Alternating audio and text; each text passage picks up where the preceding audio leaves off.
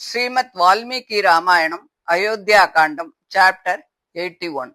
பரதனுடைய அபிஷேகத்துக்கு செய்ய வேண்டிய மங்கள கிரியைகளை வசிஷ்டர் அன்னைக்கு ராத்திரி பண்ணி முடிக்கிறார். மறுநாள் விடிய காலம்புற சூதமாகத வந்திகள் சகல மங்கள வாத்தியத்தோடு பரதனை ஸ்துதி பாடுறா. ஆகாசத்தை வரை எட்டின அந்த வாத்திய கோஷம் பரதனை ரொம்ப அதிகமா வருத்தப்பட வைக்கிறது. அவர் உடனே வீழ்ச்செண்டு, இதெல்லாம் மகாராஜாவுக்கு செய்ய வேண்டிய மரியாதைகள், எனக்கெல்லாம் அந்த யோகியதை இல்லை, இதை முதல்ல நிறுத்துங்கோ அப்படின்னு சொல்றார். சத்ருக்னா, கைகேயால் உண்டான இந்த அக்கிரமத்தை பார்த்தையா? ராஜ்யத்துல நீதி தப்பி நடக்கிறது, சகல துக்கத்துக்கும் என்னை ஆளாக்கிட்டு சக்கரவர்த்தி இப்படி சௌக்கியமா சொர்க்கத்துக்கு போயிட்டாரு.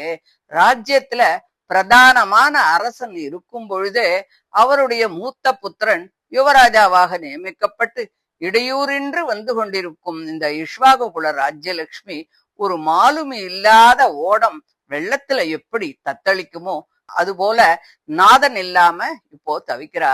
நாம எல்லோருக்கும் போஷகனும் ரட்சகனும் நாதனுமான ராமன் இஷ்வாகு குல தர்மத்துக்கு விரோதமாக என்னோட தாயால காட்டுக்கு துரத்தப்பட்டுட்டா. இப்போ ராஜ்யலட்சுமி தான் அண்டு இருக்க புருஷர்கள் இல்லாமல் அலைஞ்சுட்டு இருக்கா.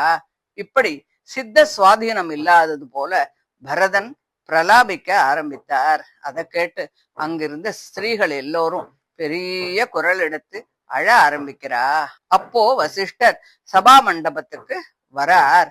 அந்த மகரிஷி தூதர்களை கூப்பிட்டு, ஒரு பெரிய ராஜ்ய காரியம் இப்போ நடக்கணும், பிராமண கத்திரிய வைசியர்களையும் சேனை தலைவர்களையும் மந்திரிகளையும் அரசனுக்கு அந்தரங்கமான வேலைக்காரர்களையும் பரத சத்ருகுணர்களையும் பரதனுடைய ஹிதத்தில் நோக்கமுள்ள விஜயன் சுமந்திரன் முதலியவர்களையும் சீக்கிரமா போய் அழைச்சுண்டு வாங்கோ அப்படின்னு சொல்றா. எல்லாரும் வரா. அந்த சபா மண்டபம் அப்படியே ஹவுஸ்ஃபுல்லா ஆயிடுத்து.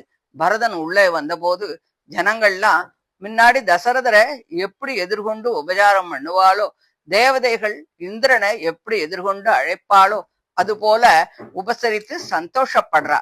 அந்த மண்டபம் சமுத்திரத்துக்கு அருகில் உள்ள ஒரு பெரிய மடுவை போலவும், வசிஷ்ட பகவான் அதில் ஓடக்கூடிய ஒரு கம்பீரமான ஜலத்தை போலவும், பரத சத்ருக்னர்கள் பயமில்லாமல் அதில் சஞ்சரிக்கக்கூடிய திமிங்கலத்தை போலவும், யானைகளை போலவும், மந்திரி சேனாதிபதி முதலிய ஜனங்கள் அதில் உள்ள ரத்தனங்களையும் சங்கங்களையும் பெரும் மணல்களையும் போலவும், முன்பு தசரதர் ஆண்ட போது அயோத்தி ராஜ்யம் எப்படி இருந்ததோ அது போலவே இருந்தது அப்படின்னு சொல்லி இந்த 81வது அத்தியாயத்தை முடிக்கிறார். இதை தொடர்ந்து 82வது அத்தியாயத்தை அடுத்த ஆடியோல பார்க்கலாம். தேங்க்யூ.